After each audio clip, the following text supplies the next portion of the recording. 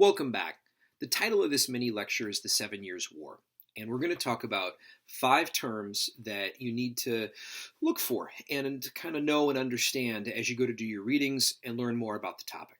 Now, before we get into the terms, it's good for us to know that when we think about or talk about or write about the 7 Years' War, that there have been different terms used to describe the war itself. So just kind of keep an eye out for this, that it's referring to kind of a similar conflict. So 7 Years' War, we're usually thinking about, 1754 or 6 to about 1761 or 3. And the French and Indian War, same thing. Okay, basically the same thing. So it's either way, it's a global war.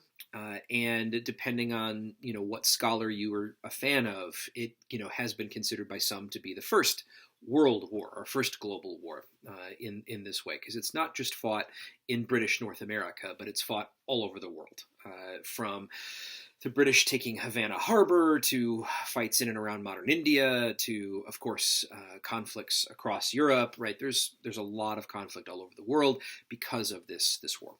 All right, so first term for us, militia. All right, if we're thinking about protection for the colonies in the 18th century, the long-standing English tradition of militias was something that by the mid-18th century was certainly, again, fairly cemented as a part of the colonial experience, especially if you were a guy. Imperial war was a part of the 17th and 18th century across North America. If you were, again, a man and you were living in the colonies, it could be reasonably expected that you would participate in a militia. And if you were deemed to be particularly good, the idea might be that if the crown kind of called for it, you might go on an expedition of some kind to maybe attack a French fort or a Spanish position of some kind, depending on the conflict. Well, the militia is going to be called upon again in the era of the 7 Years' War to do a lion's share of the fighting, although British troops, of course, are going to be deployed as well. And the militia, of course, they're not really held in very high regard by the British. And those who study the militia in the 18th century, a lot of this relates to questions of military history, but it also does relate to questions of American identity, right? The British who are encountering Americans kind of for the first time are encountering them from the militia, and this gives an interesting perspective for them. All right, number 2, Albany Plan of Union. Now, this isn't really created entirely by Ben Franklin, but it's promoted by Ben Franklin. This is in the 1750s, around 1754 or so. And it's a proposal because of the difficulties of the war beginning and of getting troops out to be able to help the colonists. It's a proposal to create a sort of intercolonial legislature and process whereby assistance can be done more quickly. Now, if you're colonists at the time, you think, okay, well, this kind of keeps us in the fold with the crown, but it speeds the process up just in case we need a little assistance.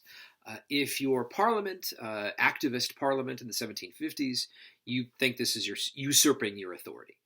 So the Albany Plan of Union doesn't pass, but in many ways, scholars since then have kind of looked at it as a foreshadowing of things to come. When it comes to the political conflict of the 1760s and 70s and the Revolution and all of that. All right, number 3, Louisbourg. So Fort Louisbourg up in modern Canada.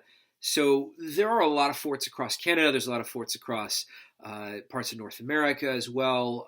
If you were to travel to modern Pittsburgh, for example, just to give one example, in the 1750s and early 60s, the main point in modern downtown Pittsburgh, had like 4 or 5 forts, built over the course of 20 years.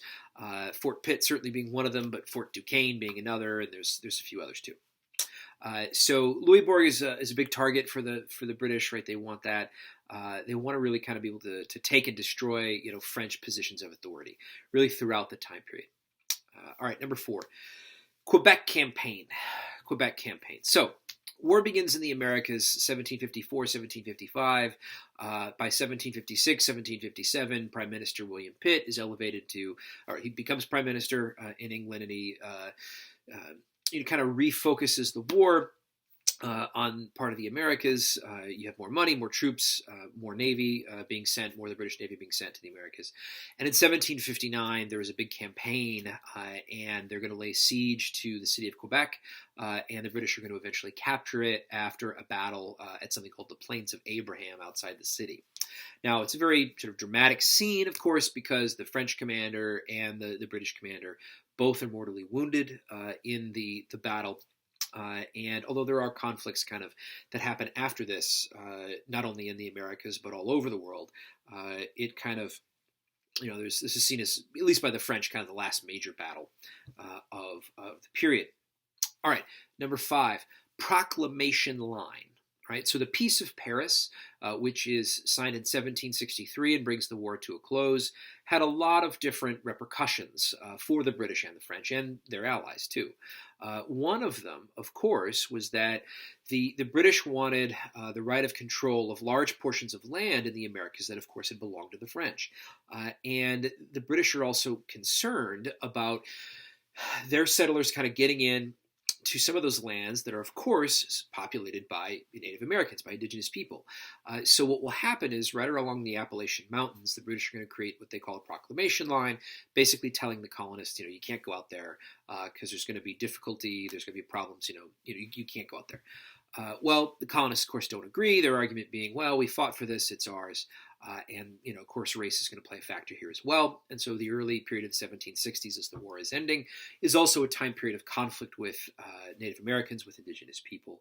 Certainly Pontiac's Rebellion and other examples, kind of bear that out to be true.